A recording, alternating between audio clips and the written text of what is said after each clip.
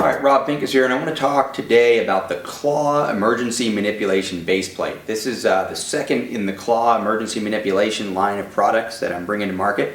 As you may have heard with the claw rear sights, products is something that I really hesitated to get involved in. You know, there's a lot of people in the industry who, good for them, not judgment at all, but who have put their name or their brand name on another product and said, hey, I'm endorsing this, I'm selling this in my store, and it's good to go, and that's a great service to people who are looking for good products. I wasn't as interested in doing that over the years, but now that I'm developing some products after having watched a lot of students on the range, seen a lot of the problems that people have over and over and over again, I do think there are some products that we can bring to market that help people solve those problems while still maintaining their primary function. Of course, the claw rear sight is one of those things. We're in a classroom environment here. This gun is clear. There's some dummy rounds I've got that I'm going to use. The claw rear sight is first and foremost, and this is a prototype on a gun. This is actually part of our development process. This one is not black, but the claw rear sight was developed first and foremost to be a good defensive sight. Wide rear notch, plain background, works with a full-size bright front rear sight or front sight really well.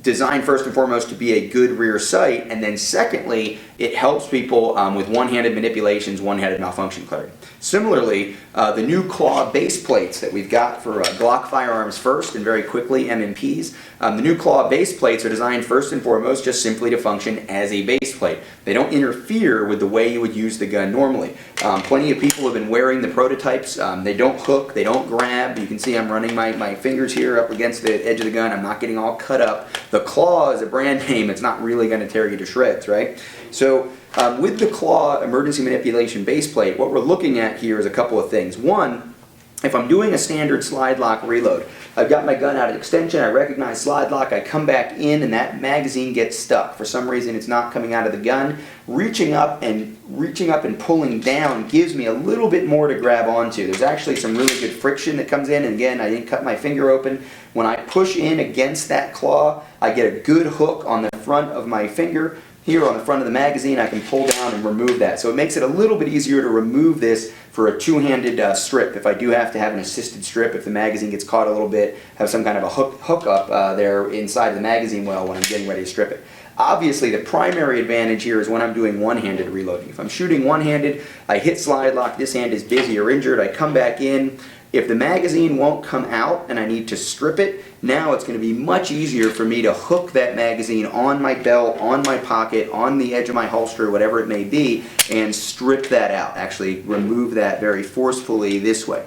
Now, the other thing that I can do here with this is strip for malfunctions, and that's really going to be the main advantage of the emergency manipulation base plate. If I set this up for a double feed, get us into a situation here where the magazine isn't going to drop free.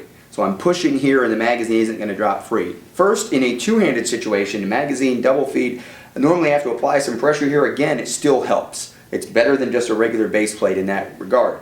But especially when I have to strip one-handed, now I can come down here, get that good positive hook, rip, turn around, use my claw rear sight to clear, go back to the holster, find that extra magazine wherever I may have it, insert it, get it into the magazine well, come back up, and rack that slide.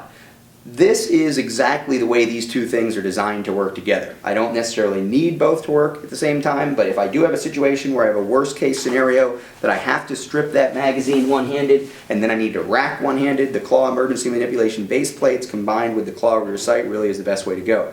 Now, in everyday standard operations, again, this doesn't really get in the way. It's not sharp. It's not going to snag on things. It'll fit any of the Glock 9mm or 40 magazines. If you're going to use it with a Glock 26 or 27 or 33, it'll also work with the 357 SIG magazines, you are going to need to modify the front of the grip. Obviously, a lot of the guns that I'm carrying now have had that modification. They've been cut down. This is my Glock 19 size gun that's been cut down to a 26 grip length. Obviously, in this carry position here, I'm a little bit narrow to be able to really get away with this position carry. So in appendix position carry, I prefer the shorter grip area. And with a Glock 26 magazine, this front here has been relieved, so it still works just fine with the bracelet. With a standard gun, there's not going to be any problem. You can see normally the base plate is relieved a little bit. It's inside that area. It doesn't give you anything to hook onto. When I put the claw base plate in there, I have plenty to hook onto, and again, especially the one-handed strips, I have plenty to grab onto. So take a look at these claw base plates. They're going to be sold in single packages. They're also going to be sold in packages of 3. I think the price is very fair. They add a little bit of weight to the magazine, so you get a little bit more positive extraction just on a standard magazine reload, and it really could enhance your ability to perform those malfunction strips when the magazine gets stuck, or especially one-handed manipulations in that true worst case scenario.